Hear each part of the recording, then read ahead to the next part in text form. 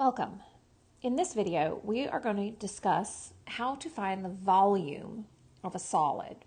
So one thing that we know is that the integral provides the area. The integral of a line or curve provides the area under that curve.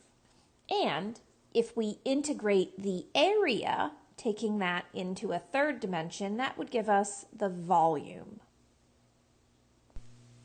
So as we work through these types of problems, I should say, we are going to sketch a picture so we know what the volume or the space is that we are considering. We are going to find a formula to represent the area, and then determine our limits of integration, the upper and lower bound. Integration would then provide us with a value which represents the volume. And we have other methods such as the disk and the shell method, and we'll talk about those in future examples. This is just kind of a general example. So for this example, we're going to calculate the volume. The solid lies between planes perpendicular to the x-axis. So this is my solid area, is this kind of circular shape that we see here. And that circle is going to change. If we were to try and draw it out towards the ends, it would be a much smaller circle. And we're going to be looking at determining this volume between these 2 points of intersection, between x equals +1 and x equals -1. So the cross sections are perpendicular. There are these circles perpendicular to the x-axis, circular discs.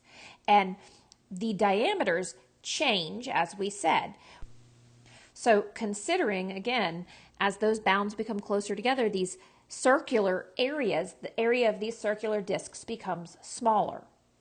So I have a bound created by x squared, y equals x squared here. This is the one bound. And then I have y equals 2 minus the quantity x squared. All right? So what we know is that area, my a function, a of x, area of a circle, because we know these are circular discs, is pi r squared. So that is pi times the radius squared. And so what we just said is that radius changes as we move from x equals +1 to x equals -1. So that radius, we can define that as saying, all right, well, we have an upper radius, which is this function 2 minus x squared, minus a lower radius, which is x squared. So, and that gives me actually the diameter, right? So if I subtract the green from the blue, that's going to give me the distance all the way across. And of course, we don't need that distance all the way across. We need our radius, right? So the radius is going to be the difference of those two, which create my diameter, divided in half. So what we end up with is 2 minus x, quantity squared, or just squared, minus x squared, all of which needs to be cut in half. So this is how I'm choosing to define my radius. And remember, that radius needs to be squared. So here, if we look at simplifying this, I've got pi, and then we have 2 minus 2 x squared over 2 squared. Now this 2 squared, I'm going to pull that out and have that be a 4. So I have pi over 4. And inside my parentheses, I'll say 2, factor that out, leaves me with 1 minus x squared squared. And so squaring that 2, if I square this 2, it becomes 4, and those are going to cancel. So my area formula in terms of x is going to be pi times the quantity 1 minus x squared, quantity squared. And it's fine to leave it that way. For the sake of integration, I'm going to multiply that out and say that a of x equals pi times 1 minus 2x squared plus x to the fourth. And we can distribute the pi as well if we'd like. So this formula right here, this represents the area of that circle, of this circle right here, at any given time between x equals positive 1 and x equals negative 1. So remember, that circle diameter is going to change, and anywhere that we're off the origin, moving out towards those bounds, it's going to be becoming a smaller radius. So this is a variable radius, and that's why our radius, or our area equation, has a variable in it. So volume, remember that volume is equal to the integral across those bounds of that area. That's what we defined at the start of this video. So in this case, my volume is going to be the integral from -1 to +1 of pi times 1 minus 2x squared plus x to the fourth dx. So the pi, of course, can come in front. And then I'm just integrating a polynomial. This is a pretty basic integration. We would just use our power rule for all of these terms. So I end up with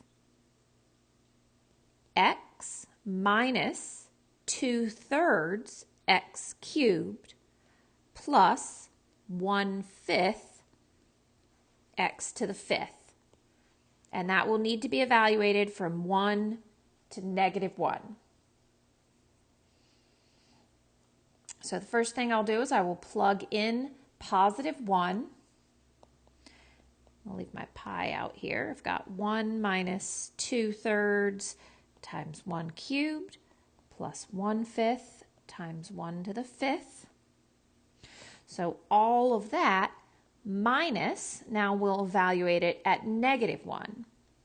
Which is -1 minus 2/3 -1 cubed plus 1/5 times -1 to the fifth.